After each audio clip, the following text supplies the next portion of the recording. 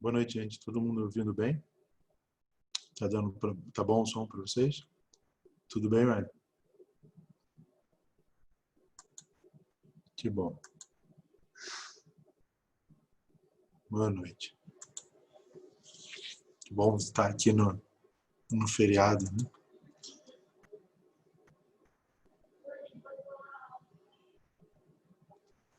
Oi, Maiara. Síndrome de Claude Bernard. Síndrome de Claude Bernard Horner, você está dizendo, Maiara?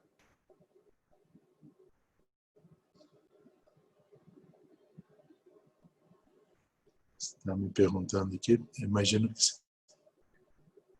sim. Tá.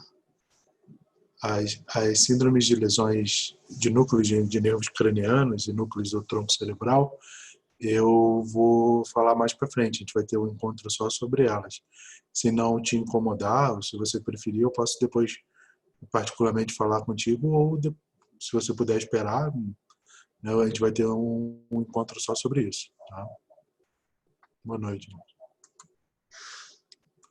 Mas se quiser depois eu te passo meu e-mail e aí eu te mando algumas coisas, ou se você quiser esperar, para mim tanto faz, tá?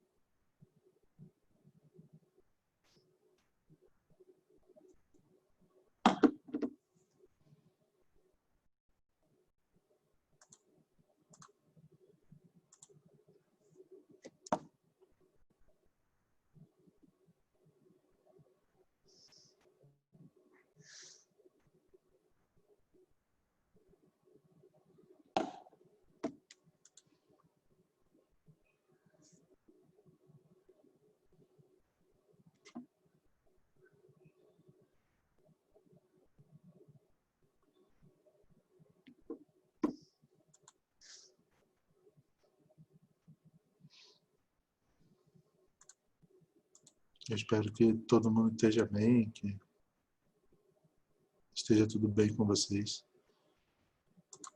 E aproveitando esses 5 minutinhos que eu sempre dou para o pessoal que está entrando admitir, sobre os outros encontros, a gente ficou uma semana sem se ver. Tudo bem? Alguma dúvida? Alguém quer perguntar alguma coisa antes da gente começar? Que hoje a gente começa um novo tema, né? Um tema relacionado à sensibilidade. Então, se alguém, alguma coisa dos outros encontros, ou dos outros casos não ficou muito claro, se alguém tiver alguma dúvida, por favor, aproveite que a gente ainda tem um tempinho enquanto o pessoal está entrando, mais uns minutinhos. E também, sempre, como disse para a Mayara, se tiverem alguma dúvida, quiserem mandar pessoalmente, e-mail, tudo isso, fiquem à vontade, tá? Rede social, se tiver. A gente, quando arruma um tempo, a gente responde. Às vezes não tem muito tempo, né? Mas ultimamente está bem tranquilo. Não dá para sair de casa, não tem muita coisa que possa fazer, a gente acaba tendo tempo para responder para tudo.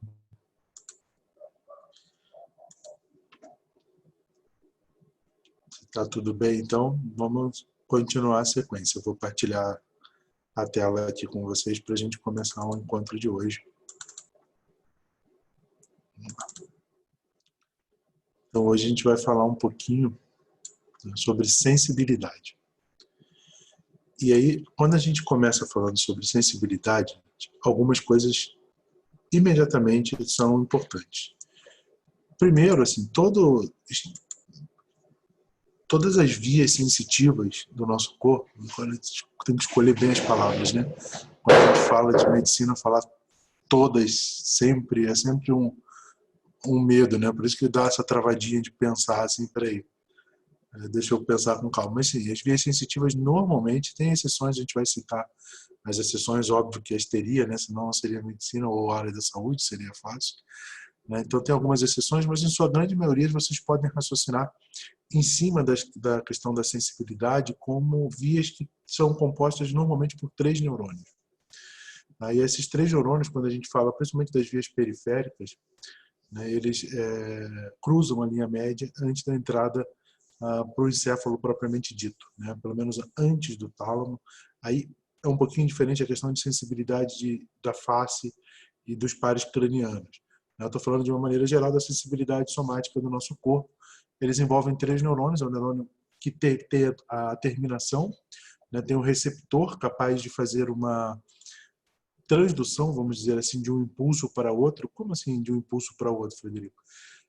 Por exemplo, a gente tem um impulso que pode ser um impulso mecânico transformado numa sensação tátil, né? Um impulso químico transformado numa sensação térmica.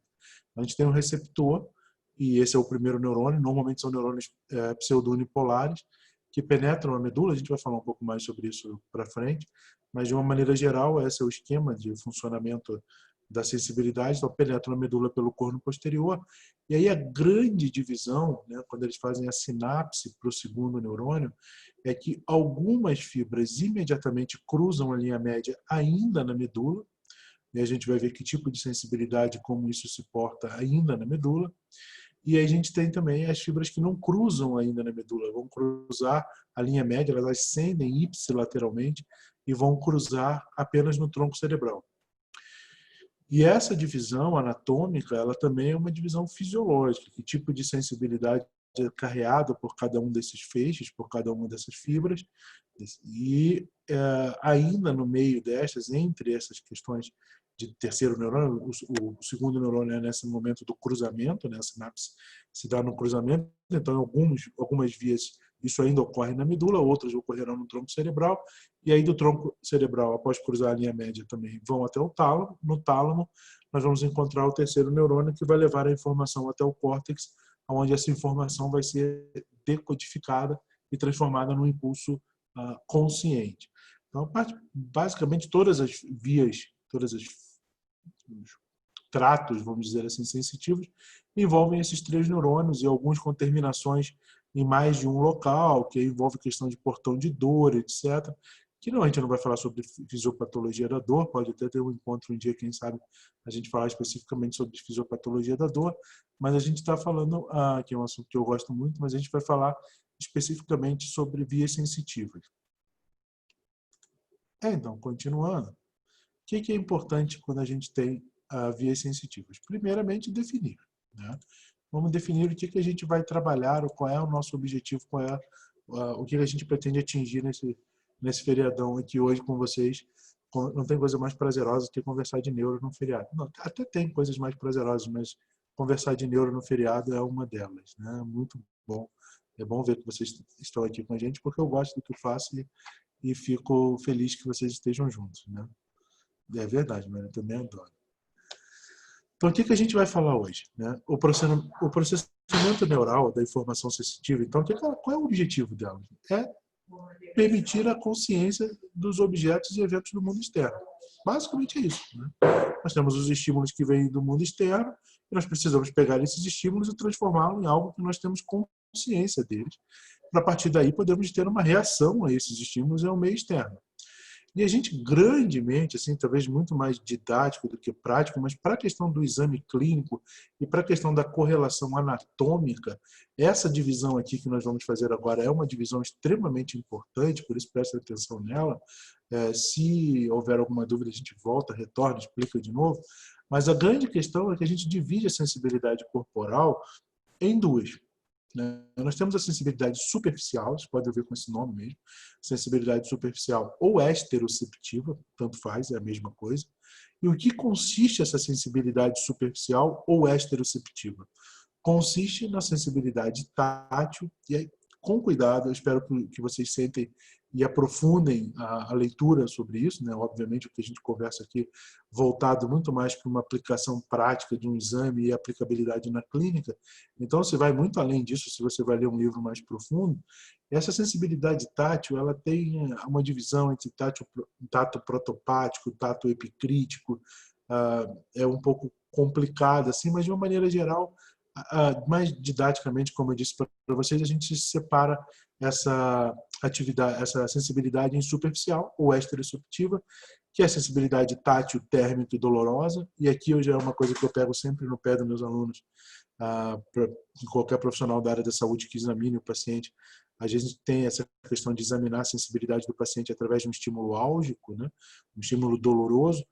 Obviamente, se o paciente está em coma, etc., não consegue responder para a gente, muitas vezes o estímulo álgico ele faz-se necessário para que você avalie a resposta do paciente, mas de uma maneira geral, se nós pudermos evitar o estímulo álgico, há uma justificativa anatômica para isso. As fibras e as vias, os fascículos que carregam a informação dolorosa são os mesmos que carregam, por exemplo, o tato e uma sensação térmica. Então, não há necessidade de você estimular o paciente do ponto de vista álgico se o paciente é capaz de te responder se ele sente que o que você está encostando na pele dele, por exemplo, está quente ou frio. Então, se ele tem essa capacidade de responder, você não precisa estimular a dor do paciente. Eu particularmente acho um exame muito feio quando você estimula algicamente um paciente que não teria necessidade de ser estimulado algicamente. A outra grande divisão da sensibilidade, vamos dizer assim, é a sensibilidade profunda ou proprioceptiva. Então, nós temos a sensibilidade superficial ou esteroceptiva e a sensibilidade profunda ou proprioceptiva. Eu sempre brinco com os alunos, a gente vai ver isso mais para frente, assim, que se tem uma coisa que neuro é chato e complicado, porque dá um monte de nome, né? Mas tem uma coisa que ele não é uma pessoa com uma capacidade, assim, de, vamos dizer, de criatividade muito grande. Os nomes, eu sempre digo isso, eles já dizem por si só o que eles são, né? Embora sejam muitos nomes que a gente gosta de dar, mas os nomes já são dizendo o que está acontecendo. Sensibilidade esteroceptiva, muito mais relacionada ao meio exterior, sensibilidade proprioceptiva em relação ao nosso próprio corpo. São informações do nosso próprio corpo que serão levadas até o sistema nervoso central. E por isso a gente tem muito da sensibilidade cinético-postural, ou seja, da posição segmentar no espaço. O que é uma posição segmentar no espaço? Ninguém precisa olhar agora, nesse momento, para a posição da sua perna para saber em que posição que ela está. Se você está com o tornozelo dobrado, se ele está para um lado, se o joelho está para o outro, se o dedo está para cima, se está para baixo. A gente sabe disso sem precisar olhar para o membro. Por quê? Porque nós temos essas informações continuamente sendo levadas até o nosso sistema nervoso central para envolver a nossa questão de postura, de equilíbrio, etc. Então, além dessa sensibilidade cinético-postural, também a sensibilidade vibratória é muito importante para que a gente possa dividir, né, vamos dizer assim, essa nossa sensibilidade em sensibilidade superficial e profunda. Mas Frederico, você botou um C ali. O que é aquele C? Outra divisão? Você não falou que são só duas? São só duas grandes divisões, sensibilidade esteroceptiva ou proprioceptiva. Essa C é de integração cortical. Isso não chega a ser uma questão relacionada a um novo tipo de sensibilidade, mas de integração das informações sensitivas no sistema nervoso central. Parece muitas vezes uma brincadeira de criança, e talvez vocês já tenham brincado com algumas coisas que a gente vai dizer como teste. Por exemplo, estereognosia, duplo estímulo, grafestesia. O que é isso, gente? Grafestesia, por exemplo, é a capacidade, e você tem que tomar cuidado com esse exame, né? A capacidade de reconhecer, por exemplo, quando você escreve uma letra no corpo do paciente. Palma da mão, escreva a letra A, aí o paciente é capaz de reconhecer que você escreveu a letra A. Para isso, duas coisas, né? Primeiro, o paciente tem que ser alfabetizado. Isso tem que ter um cuidado danado no nosso país. Muitas vezes a gente vai pegar alguém que não é alfabetizado.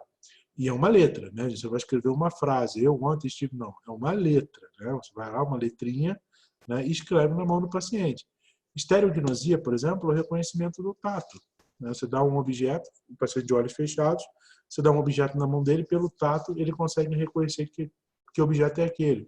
Então, é um objeto comprido, ele tem qual consistência, ele é quente, ele é frio, ele tem uma entrância, eu consigo reconhecer com o meu tato que objeto é aquele.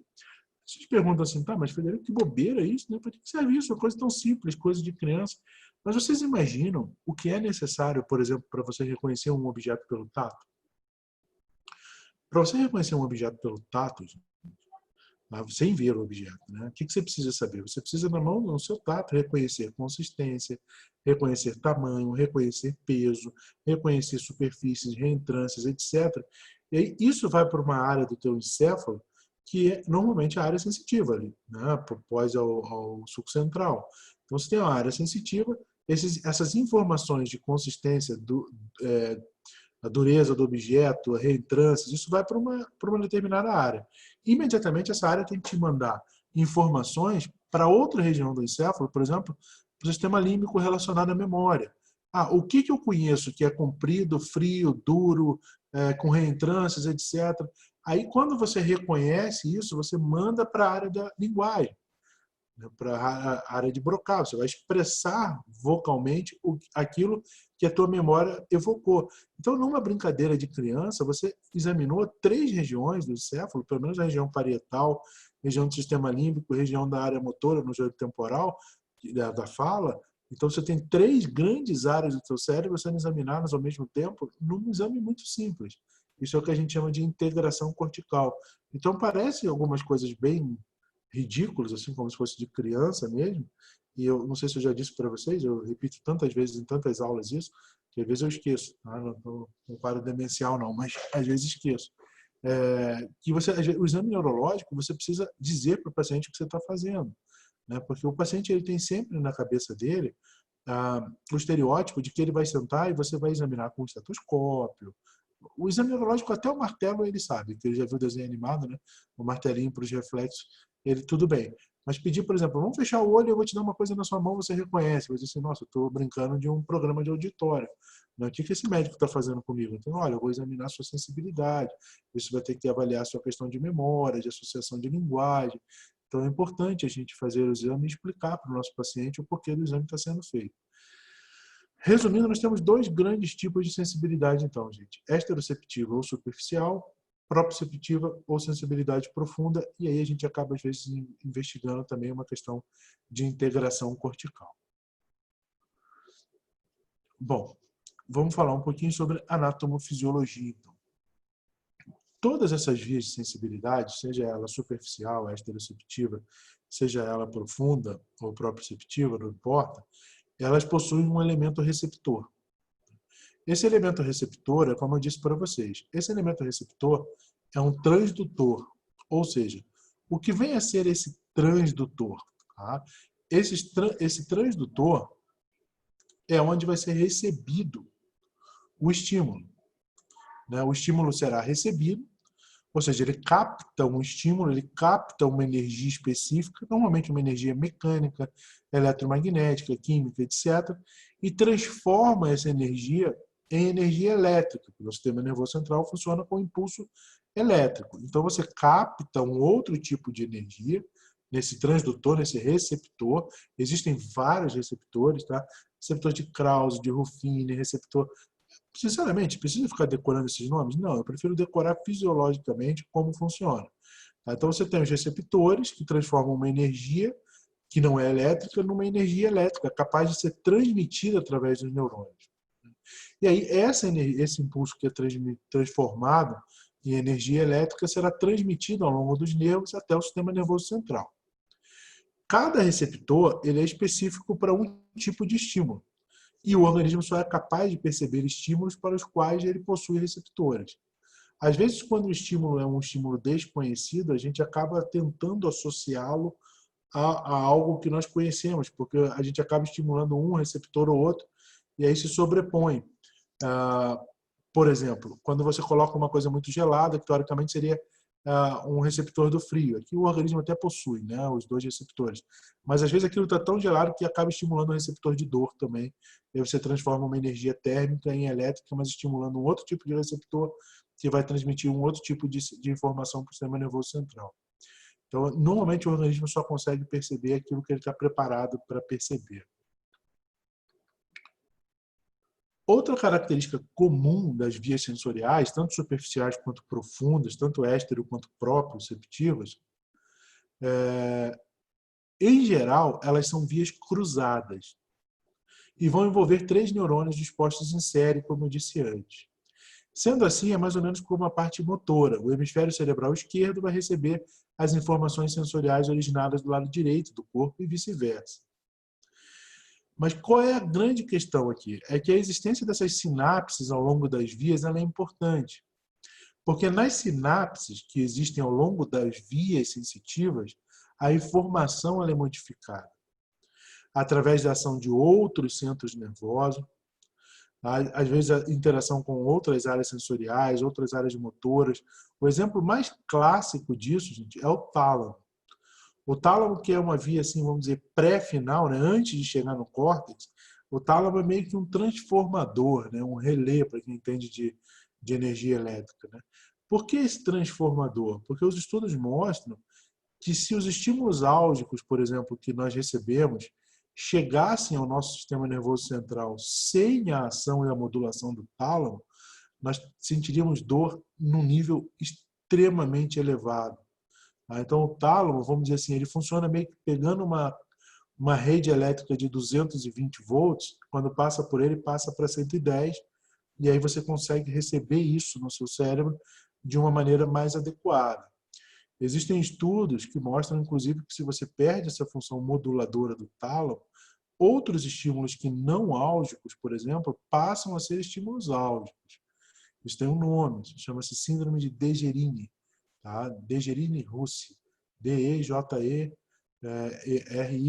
Dejerine-Roussy, tracinho, né? R-U-S-S-Y, R-O-U-S-S-Y, síndrome de Dejerine-Roussy, que é uma capacidade de sentir dor lancinante, até a roupa, os casos clínicos mostram, a roupa, o vento, qualquer coisa que encosta no corpo da pessoa, ela sente muita dor, quando há uma destruição talâmica por uma neoplasia, um acidente vascular hemorrágico, etc. Então, essa destruição pode levar o paciente a ter dores lancinantes, porque nós temos ao longo dessas vias capacidades de modulação dos estímulos. Tá? Os estímulos vão sendo modulados até que eles cheguem ao córtex cerebral. E isso é mais uma das confirmações de que o ser humano ele se acha um animal muito racional e superior a outras espécies. Mas a gente tem uma grande parte do nosso funcionamento que se dá num espaço pré-racional. Né? As modulações desses estímulos se dão em espaços pré-racionais. E várias coisas influenciam esses estímulos. Por exemplo, no caso da dor, a produção endógena de endorfinas, tá? Quando você está bem emocionalmente, quando você não está, como é que você percebe a dor quando você não está bem, né? Os estímulos que normalmente não te irritam, como é que eles passam a te irritar. Então, tem uma série de coisas que funcionam num nível muito antes de se tornarem conscientes. Então, muitas coisas que nós reagimos não estão exatamente sobre, vamos dizer assim, sob o nosso controle, né? Sob o nosso controle.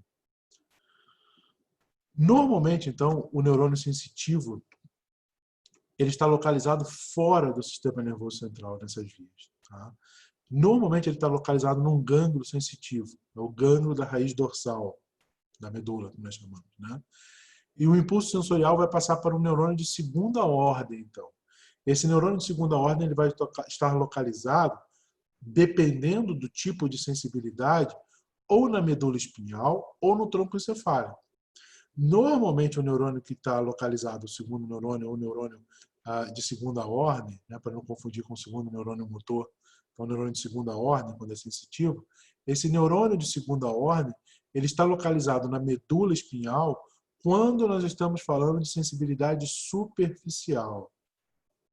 A sensibilidade superficial, normalmente o neurônio está na medula espinhal. Quando o neurônio está no tronco encefálico, nós estamos falando de sensibilidade profunda ou proprioceptiva. Aí o segundo neurônio está localizado, o neurônio de segunda ordem, lá no tronco cerebral.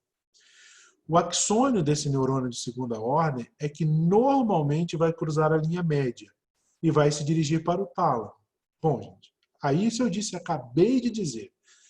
Eu tenho o meu primeiro neurônio sensitivo, o neurônio de primeira ordem, que a gente chama sensitivo, que é um neurônio pseudo-unipolar localizado no gânglio da raiz dorsal, fora do sistema nervoso central. Quando ele entra pela raiz dorsal no sistema nervoso central, se ele já faz sinapse com o neurônio de segunda ordem, e o neurônio de segunda ordem é que cruza a linha média, o que eu estou querendo dizer? Se eu disse que a sensibilidade superficial é a que se dá, ou a esteroceptiva, faz essa sinapse com o neurônio de segunda ordem imediatamente quando entra na medula, ou seja, os estímulos de sensibilidade superficial, e a gente volta lá nos primeiros slides, quais são os estímulos de sensibilidade superficial? Tátil, térmico e doloroso. Eles cruzam a linha média ainda na medula. Se os neurônios de segunda ordem que estão no tronco cerebral, então eles não podem ser de sensibilidade superficial. Esses neurônios só podem ser de sensibilidade profunda. Então, toda sensibilidade profunda, cinético-postural, vibratória, sensação de peso, barestesia, etc., ela só vai cruzar a linha média no tronco cerebral.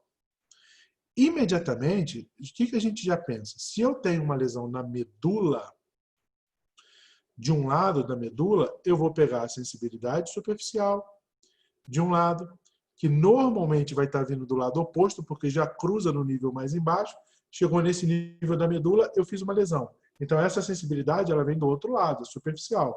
Porém, a profunda vem do mesmo lado. Isso é o nome que a gente dá de dissociação sensitiva. E aí a gente começa a entender como se manifesta clinicamente algumas lesões medulares, porque que elas têm dissociação sensitiva. A gente vai voltar para isso na discussão do caso mais para frente. E aí chegamos ao tálamo. Nos núcleos talâmicos, a informação atravessa uma sinapse, sendo encaminhada então para um terceiro neurônio, cujo prolongamento vai até o córtex cerebral. A exceção para isso é a via olfatória. Tá? A sensibilidade, o olfato é uma sensibilidade, a via é uma sensibilidade especial, mas a via olfatória sensitiva ela não tem esses três neurônios. Tá? É uma exceção para essas vias sensitivas. Por último, uma outra característica comum é que as vias sensoriais possuem uma ou mais áreas de projeção cortical. Então, normalmente, nós temos várias áreas de projeção cortical para as vias sensitivas. E isso é o comum, tá? Isso não é a exceção. E aí é onde a gente vai ter o processo de sensação, ou seja, que o indivíduo toma consciência do estímulo e interpreta esse estímulo. É o que nós denominamos de percepção do estímulo. Então, esse é um resumo muito resumido da anatomofisiologia das vias sensitivas. E aí, quais são essas vias sensitivas, então, gente? Nós temos as vias para dor e temperatura do tronco. Tá? O tronco aqui, talvez pudesse ficar mais claro, mas normalmente quando eu me refiro ao tronco cerebral, eu falo tronco cerebral. Então, o tronco que eu estou dizendo é o tronco mesmo. Tá? E membros. Como é que funcionam essas vias para ter dor e temperatura? Você podia botar o tato também. De que eu estou falando? Sensibilidade superficial ou esteroceptiva de troncos e membros. Como é que funciona? Eu fiz uma anatomofisiologia mais geral e agora eu vou pegar a via mais especificamente. Depois a gente vai falar sobre as vias de sensibilidade profunda também. Então, os nociceptores, que são os receptores de dor, ou os termorreceptores, que são terminações livres para a variação de temperatura, eles estão presentes não só na superfície do corpo, tá? Mas também estão presentes em estruturas profundas, tanto somáticas quanto viscerais. Os neurônios de primeira ordem, então, por que a gente chama de neurônio de primeira ordem? Para ficar bem claro. É só para não confundir com o primeiro neurônio. Senão a gente fala assim, ó, o primeiro neurônio. Ah, mas eu estou falando de motricidade e sensibilidade. Então, para não confundir, a gente fala aqui, neurônio de primeira ordem, segunda ordem, mas é o primeiro neurônio, né, o segundo neurônio. Aí, viu que eu já vou falar primeiro neurônio, já falo motor, né, porque ficou tão medular esse reflexo que isso também na minha cabeça. Então, a gente chama de neurônio de primeira ordem, tá? Mas é o primeiro neurônio das vias sensitivas. Normalmente, eles estão localizados aonde? Nos gânglios espinhais. Tá? Eles são pequenos e possuem fibras delgadas. Essas fibras delgadas elas podem ser fibras mielinizadas. Tipo A, que a gente chama. Fibra mielinizada tem tipo A. E fibras amielínicas, ou seja, que não tem mielina, são chamadas de fibras tipo C. Isso tem uma importância tremenda no tipo de dor, principalmente o nociceptivo, que será carreado por essas fibras. Já os neurônios de segunda ordem, eles vão emitir axônios que vão cruzar o plano mediano, ou seja, cruzam a linha média e sobem no que a gente chama de funículo lateral e anterior da metade oposta da medula. Então, já faz sinapse ali na medula e já faz sinapse com o neurônio de segunda ordem e imediatamente cruza a linha média, que é o neurônio de segunda ordem que cruza a linha média. E eles ascendem pelo lado oposto no trato que nós chamamos de trato espino-talâmico. Ou seja, não há nenhum tipo de criatividade, como eu disse para vocês. O que é um trato espino-talâmico? O que vai da medula para o tálamo. para fazer a outra sinapse no tálamo, para daí ir para o córtex das vias sensitivas. Então, essas são as vias para dor e temperatura de troncos e membros. Então, a gente chegou lá no trato espinotalâmico. Passaram o trato espinotalâmico, as vias espinotalâmicas vão da medula para o tálamo e terminam no núcleo ventral posterolateral e também nos núcleos posteriores do tálamo. Aí, os neurônios talâmicos enviam fibras ao córtex somestésico, no giro pós-central, área 1, 2 e 3 de Brodmann. Claro que envia para outras áreas, como eu disse antes. Porém, o mais importante é a gente lembrar das áreas sensitivas pós-centrais, área 1, 2 e 3 de Brodmann. Deixa eu ver aqui quem está perguntando alguma coisa. Na cabeça, exatamente não. Tá? Por que na cabeça, exatamente não? Porque na cabeça nós temos a sensibilidade dada pelo trigêmeo. Tá? Então, aí entram os pares cranianos. Tá? Aí vai entrar a sensibilidade relacionada aos pares cranianos que a gente vai falar no encontro mais para frente. Até a região cervical, sim. Debaixo do mento, sim. Tá? Mas na cabeça, especificamente, face, até a região da glabela, mais ou menos, não. Porque aí é o trigêmeo que vai fazer essa parte de vias sensitivas. Tá? Então, é uma outra forma. Tá? Imagina, isso aí mesmo. Tem que perguntar mesmo para não ficar dúvida, né? Senão a gente acaba confundindo. Tá? Mesmo pacientes com lesão cortical, então, eles possuem capacidade de perceber dor. Tá? Por isso que tem que tomar muito cuidado. Tá? Isso já foi comprovado. Por exemplo, por que a gente dá muita ênfase à questão de que a paralisia, de que a morte, quando a morte encefálica, você tem que ter morte não só do córtex, mas também do diencéfalo, do tálamo, não só do telencéfalo, mas do diencéfalo, né? Porque o tálamo é capaz de perceber dor.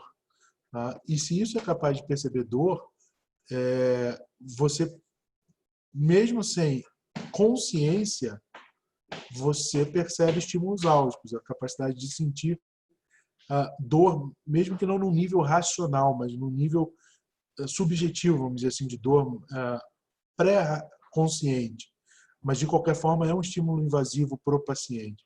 Então, por isso que a questão de morte encefálica, até o tronco cerebral, existem países do mundo que aceitam que se você tem reflexo de tronco cerebral, tudo bem. Tá? É considerado a Inglaterra, a Grã-Bretanha é o país exemplo disso, né? Ter reflexo de tronco, morte cerebral pode interromper o tratamento e retirar os órgãos. Mas, assim, muita ênfase é que o diencéfalo não pode receber, né? O tálamo não pode estar sendo nutrido, nada disso, senão você vai retirar órgão ou interromper tratamento de pacientes capazes de sentir dor e outros estímulos. Então, tem que tomar muito cuidado com isso. E normalmente não são dores muito bem localizadas, porque elas não se tornam conscientes. São dores muito difusas, muito incômodas, na grande maioria das vezes. Claro, Stella, sem problema nenhum. O tálamo, como a gente estava dizendo, o tálamo ele é um transformador de energia. Né? Você vem com estímulos muito intensos da periferia e o tálamo faz com que você tenha um freio, né? Transforma essa voltagem, eu sempre uso esse exemplo, de 220 para 110. Mas ele, por si só, o próprio tálamo, por si só, ele é uma estrutura capaz de num nível abaixo da consciência, fazer com que você tenha a sensação, o organismo sinta dor. São dores difusas, dores mal localizadas, dores que você não consegue localizar adequadamente em que região do seu corpo essas dores estão acontecendo, mas você tem a sensação de dor. Tá? Mesmo que não esteja totalmente desperto ou consciente, pacientes em coma, etc., sedados, podem sentir. Então, você tem que ter certeza de que a droga que você utiliza, por exemplo, uma sedação anestésica, ela desliga o teu telencéfalo, mas também o diencéfalo. Por isso que benzodiazepínicos não são boas drogas anestésicas, porque você desliga o telencéfalo, o paciente fica dopado, sem consciência, porque ele dorme, mas não desliga o diencéfalo, continua funcionando e o paciente percebe dor. Então, você tem que ter drogas muito mais potentes para fazer com que você tenha uma capacidade de bloqueio dessas sensações mesmo desconfortáveis da dor. Espero ter te respondido. Então, em conjunto com as fibras da via espinotalâmica, a gente vai ter aqui ainda Imagina, a gente vai ter ainda fibras, né? Vão subir junto com esse espino talâmico, sensibilidade exteroceptivas, vão acender fibras que terminarão na formação reticular ascendente do tronco. Não são as fibras, novamente, sem nenhum tipo de criatividade. Espino reticulares, porque vão terminar na substância reticular. E nas regiões dos colículos superiores da substância cinzenta periaquedutal, no aqueduto de Silvio, que é o teto do mesencéfalo. Por ser o teto do mesencéfalo, se localizam e são denominadas como espinotectais. Tá? Vão para o teto do mesencéfalo. Esses tratos, especificamente, espinoreticulares e espinotectais, notem que são tratos que não envolvem consciência, eles não vão até o córtex inicialmente. Eles estão envolvidos na chamada dor lenta, ou dor em queimação, dor transmitida por aquelas fibras amielínicas que eu falei anteriormente. Enquanto a via espinotalâmica direto, que vai para o córtex, é envolvida na condução de dor rápida ou dor empontada. Então, as fibras espinotectais, além disso, elas parecem estar envolvidas, os estudos mostram, na questão relacionada à analgesia, aos portões de dor, a liberação de endorfinas ainda na medula, que agem sobre essas fibras espinotectais, diminuindo a percepção principalmente dessa dor difusa, essa dor em queimação, essa dor crônica. Tá? E o que faz liberar essas endorfinas na medula, senão, que endorfinas são essas? Serotoninas, endorfinas, uma série de outras substâncias analgésicas, né, morfina endógena, etc., que a gente libera na medula. Ou seja, todo paciente com dor crônica, normalmente, são pacientes que têm baixa dessas endorfinas. E, consequentemente, são pacientes com alterações de humor. E pacientes com alterações de humor são pacientes que normalmente têm baixas endorfinas, ou seja, sentem mais dores crônicas. Então, você entra num círculo vicioso. E se você, às vezes, não entende essa fisiopatologia da dor, você não consegue quebrar esse círculo vicioso. Não adianta, por exemplo, paciente com dores crônicas, dores em queimação, você dar analgésicos muito fortes, como anti-inflamatórios, mesmo a morfina pura, mesmo porque isso normalmente vai bloquear uma dor rápida ou dor empontada, que é uma via. Quando você quer bloquear dor crônica, você tem que bloquear a via da espinotectal. Então, normalmente, você tem que usar estabilizadores de membrana neuronal, drogas que agem no sistema nervoso central, como antidepressivos tricíclicos, para que você bloqueie esse mecanismo de dor. Então, esse mundo da fisiopatologia da dor é uma coisa espetacular, né? Cada vez mais a gente precisa envolver-se nisso, em área, em médicos, porque a gente tem muitos pacientes com dores crônicas, a gente precisa estar atento para o tipo de tratamento que estamos informando ao paciente. Então, eu sugiro vocês que leiam bastante sobre a fisiopatologia da dor, porque é uma coisa interessante. Não é o nosso objetivo aqui hoje. Tá? Só lembrei para dar um gostinho para vocês lerem mais. Bom, Frederico, e as vias, então, para tato, pressão, propriocepção e sensibilidade vibratória de troncos e membros? Os receptores para tato, pressão e vibração são terminações nervosas normalmente encapsuladas. Na maioria estão encontradas na pele. Tá? Mas não só na pele, né? Estão encontradas também nas articulações, nos tendões, etc. Então, os receptores, mais embaixo ali, né? Cápsulas, articulações, tendões, musculatura esquelética de uma maneira geral. Os neurônios sensitivos, esse tipo de neurônio sensitivo para propriocepção, são fibras muito espessas. Tá? Elas vão penetrar na medula pelo funículo posterior, tá? E normalmente elas têm um ramo ascendente e um ramo descendente. Logo que elas penetram na medula, mas notem que elas penetram na medula da mesma forma com o neurônio pseudonipolar do que a sensibilidade superficial, mas penetram na medula e não fazem sinapse com o neurônio de segunda ordem. Elas não fazem imediatamente uma sinapse com o neurônio de segunda ordem. O ramo descendente, elas dão dois ramos, um que sobe e um que desce. O ramo descendente é curto, mas o ascendente vai até o bulbo. E vai até o bulbo em dois grandes feixes, que a gente chama. Se a sensibilidade superficial sobe no espino talâmico do lado oposto, a sensibilidade profunda sobe pelos feixes grácil e cuneiforme, que são localizados na porção posterior da medula, tá? E ascendem até o tronco cerebral. sem fazerem sinapse. É o mesmo axônio do neurônio que captou lá na periferia, que ascende pelo tronco, pela medula até o tronco cerebral. Então, as fibras originárias mais distalmente, quanto mais distal do nosso corpo estão as fibras, elas penetram na medula e sobem mais medialmente, formando o feixe grácil. Quanto mais para cima estão os feixes, eles entram medialmente a estar cheio, eles formam um feixe mais lateral, que é o feixe cuneiforme, que a gente chama. E esses fascículos terminarão nos núcleos com os mesmos nomes, né? Sem nenhuma criatividade de novo. Terminarão nos núcleos grácil e cuneiforme do bulbo. E aí, nesses núcleos lá no bulbo, é que eles vão fazer a sinapse com o neurônio de segunda ordem. E aí eles vão cruzar a linha média. E aí eles vão para o núcleo ventral posterolateral do tálamo, através do que a gente chama de leminisco medial. Muda, isso é uma coisa para vocês lembrarem sempre. É só para complicar mesmo, anatomicamente. Quando a gente está na periferia, nós chamamos de feixe. Feixe espinotalâmico, lateral. Feixe grácil e feixe cuneiforme. Quando entra para o sistema nervoso central, ou seja, passou, não medula, né, encéfalo mesmo, passou, a gente chama de leminisco. O espinotalâmico lateral passa a ser o leminisco lateral. E os feixes grácil e cuneiforme passam a ser o leminisco medial. Tá? Mas são os mesmos, é a continuação dos mesmos feixes.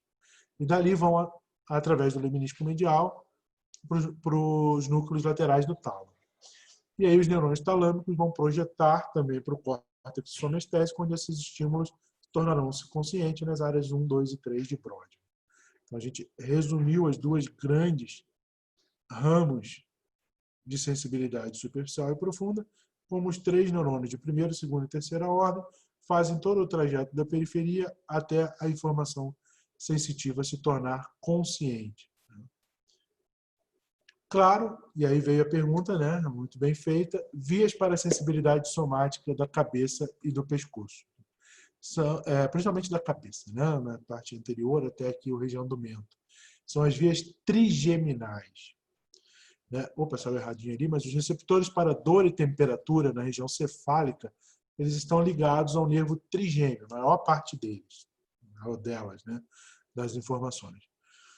Os neurônios sensitivos, eles estão presentes no gânglio trigeminal e vão enviar um prolongamento central.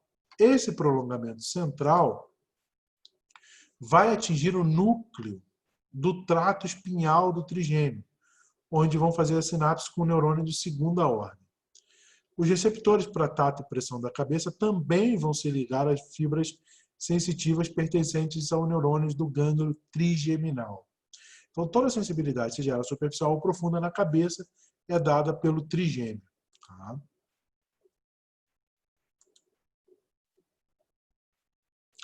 Bom, o prolongamento central desses neurônios, então, vão terminar em contato com os neurônios de segunda ordem, que estão situados lá no núcleo sensitivo principal do trigêmeo, lá no tronco.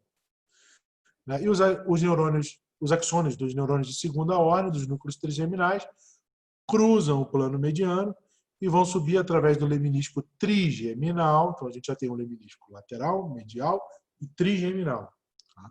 Em direção ao ventral póstero-lateral medial do tálamo, e aí para o giro pós-central, onde vão encontrar a representação sonestésica da face.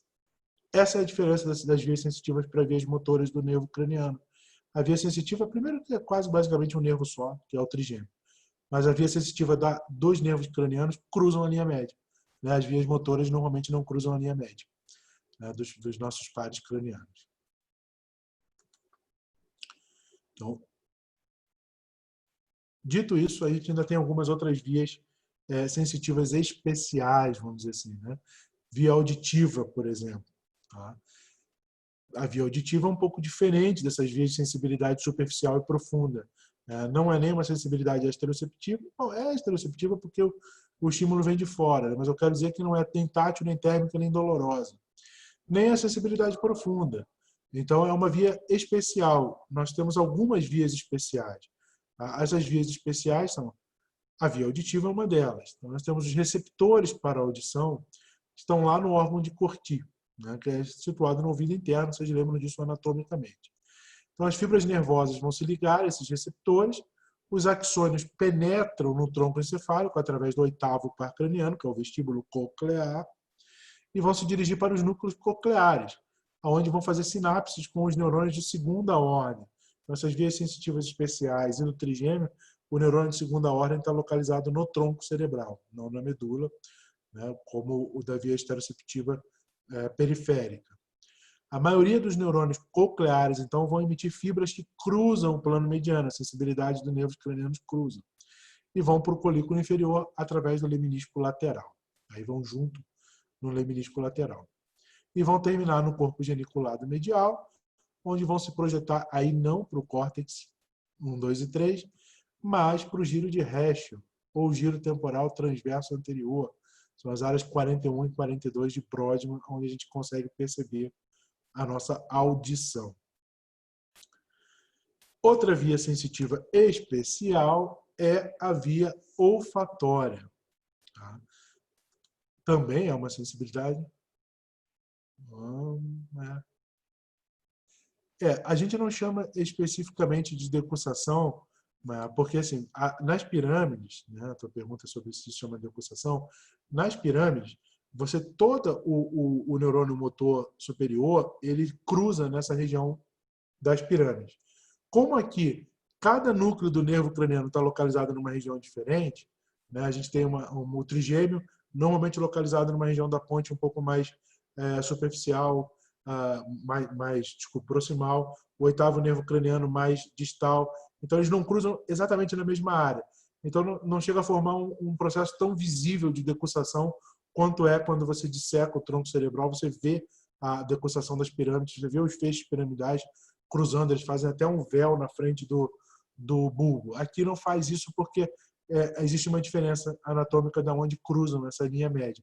Mas alguns anatomistas chamam de decussação sensitiva. Eu não gosto porque não é exatamente no mesmo local. Mas se você quiser chamar, não tem problema nenhum. Tá? Imagina. Então, a via olfatória, na verdade, assim, eu sempre digo, o nervo olfatório não é nem um nervo. Né? Ele é uma classificação errônea anatomicamente. Ele é uma projeção direta do sistema nervoso central para a periferia. É o nosso sistema nervoso central em contato com o meio externo diretamente. Então, a via olfatória ela tem algumas diferenças em relação ao padrão geral das vias sensoriais. Os receptores são os próprios neurônios sensitivos, não existe um receptor específico. É o próprio axônio que está lá exposto ao meio externo. E está situado ali na mucosa olfatória. Os neurônios, então, originam axônios, que vão se agrupar em pequenos filetes nervosos que vão cruzar a lâmina crivosa e vão formar o bulbo olfatório e o nervo olfatório, por consequência. E aí esses filetes, então, atravessando a lâmina crivosa do osso etimoide, vão penetrar no bulbo olfatório, vão fazer sinapse com os neurônios de segunda ordem no bulbo olfatório. Os axônios dos neurônios de segunda ordem, então, vão percorrer o trato olfatório e vão terminar diretamente no córtex cerebral, na região do úncus, onde a gente vai ter a nossa percepção olfatória. Portanto, não tem um relé de ligação talâmica, não passa no tálamo, não cruza a linha média e vão diretamente do neurônio de segunda ordem para o córtex cerebral, não tendo essa ligação talâmica para o neurônio de terceira ordem. Então, essa é uma via sensitiva extremamente especial e bastante diferente da sensibilidade superficial e profunda que a gente viu anteriormente.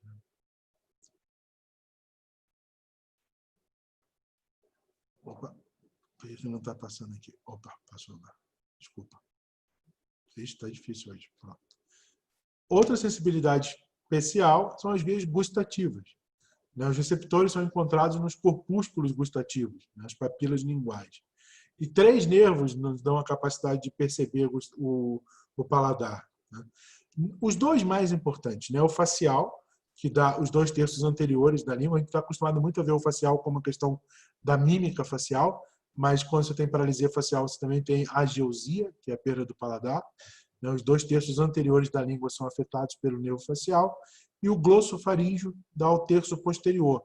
Mas a glote, a epiglote, também é capaz de ter paladar. E ali é dado pelo vago, mas em muito menos intensidade do que os outros 2, que são os mais importantes, o facial e o glossofaríngeo. Então, os neurônios sensitivos estão nos núcleos desses nervos, e os axônios vão penetrar no tronco cerebral, vão entrar em contato com o núcleo que a gente chama de núcleo do trato solitário, que é a junção do núcleo desses nervos, e desses núcleos vão sair fibras que se dirigem para o núcleo ventral póstero-medial.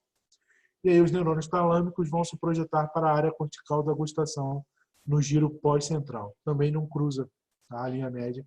A maioria das sensibilidades especiais não cruza a linha média. As vias ópticas, que são sensitivas também, né? Os receptores são neurônios modificados. A gente chama de... O que são neurônios modificados? O nervo óptico também não é um nervo. O neurônio está diretamente exposto ao meio externo. É um neurônio modificado que termina nos cones e bastonetes, lá na retina. Então, novamente, é uma projeção do sistema nervoso central para fora da caixa craniana. Eles estão ligados aos neurônios bipolares, que se ligam aos neurônios ganglionares, todos na retina.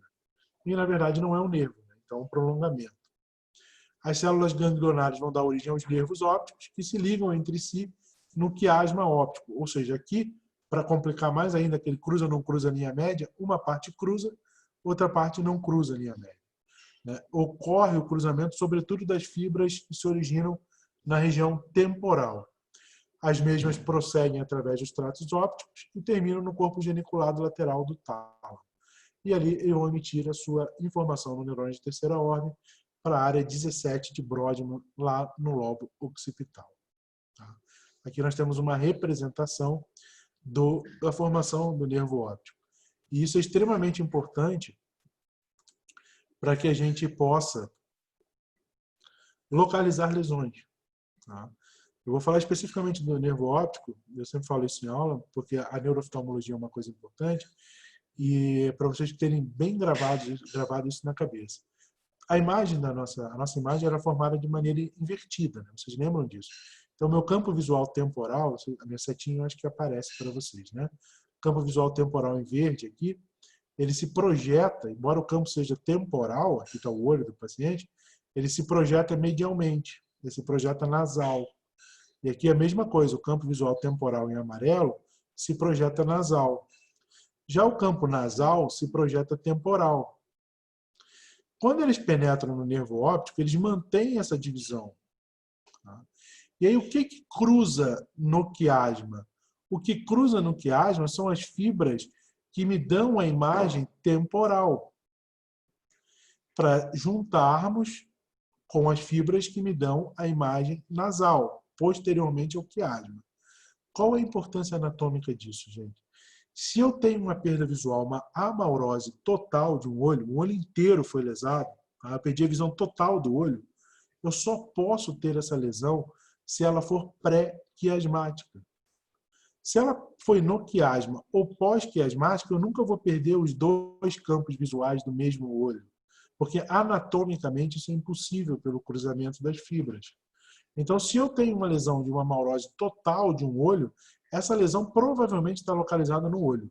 A isquemia da retina, um processo oftalmológico, alguma coisa aconteceu no olho.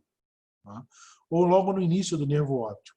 Quando o nervo óptico penetra, que vai para o quiasma, logo depois, né, que penetrou, saiu da órbita, ele já vai para o quiasma. O que acontece? As minhas fibras de campos temporais cruzam a linha média. Elas vão ao meio. E o que está embaixo do quiasma óptico? O que está embaixo do quiasma óptico é a célula turca. O quiasma óptico é o teto da célula turca. O que eu tenho na célula turca? A hipófise. Se eu tenho um tumor de hipófise que cresce para cima e comprime o quiasma, o que ela vai comprimir? As duas fibras responsáveis pela visão dos campos temporais. Então, normalmente, o paciente com tumor de hipófise comprimindo o quiasma, ele começa a ter perda da visão bitemporal. Aí ele começa a esbarrar nas coisas, não vê mais a periferia, tem uma lesão bitemporal. É o que a gente chama de hemianopsia, perda de metade do campo visual. Heterônima, porque pega campos visuais de olhos opostos, campos visuais opostos, temporal, temporal. Agora, se eu tenho uma lesão que vem aqui fora do quiasma, de fora para dentro do quiasma, o exemplo mais clássico que a gente usa é o aneurisma em espelho de carótida, porque a carótida passa aqui do lado do quiasma. Então, um aneurisma em espelho comprime o quiasma, de fora para dentro. O que passa fora? Fora passam as fibras que são responsáveis pelo meu campo visual nasal. Então, eu tenho uma hemianopsia heterônima binasal. Perco o meu campo visual binasal. E se eu perco posteriormente ao quiasma, depois, já nas vias ópticas, eu perco o campo visual temporal de um lado, nasal para o mesmo lado. Tá? Então, eu tenho uma hemenopsia homônima para o mesmo lado, para o lado direito, nasal e temporal. Tá?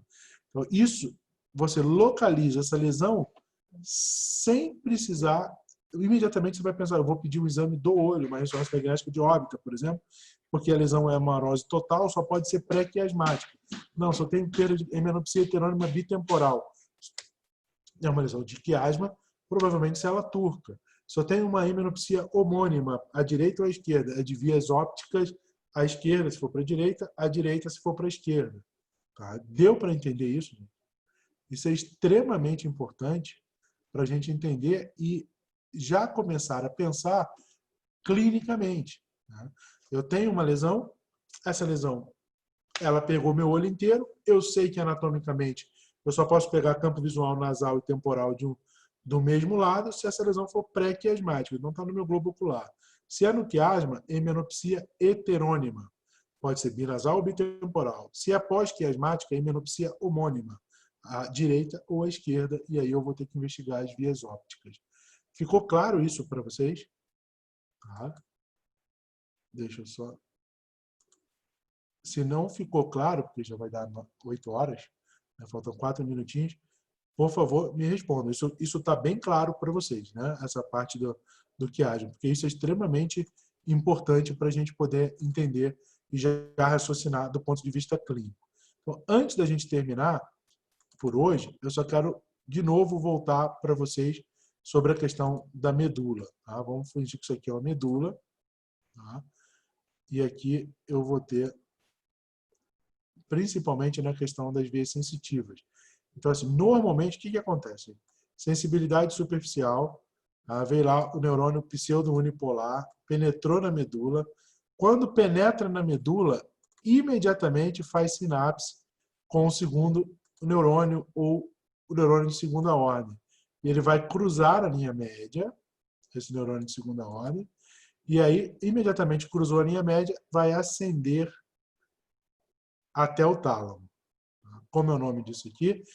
Então, nós temos a sensibilidade superficial, tá? E esse aqui será o feixe espino, essa aqui é a medula, espino talâmico. Já a sensibilidade profunda, ela vai fazer o mesmo caminho, penetrar a medula, mas não vai cruzar a linha média, ela vai ascender até o tronco cerebral.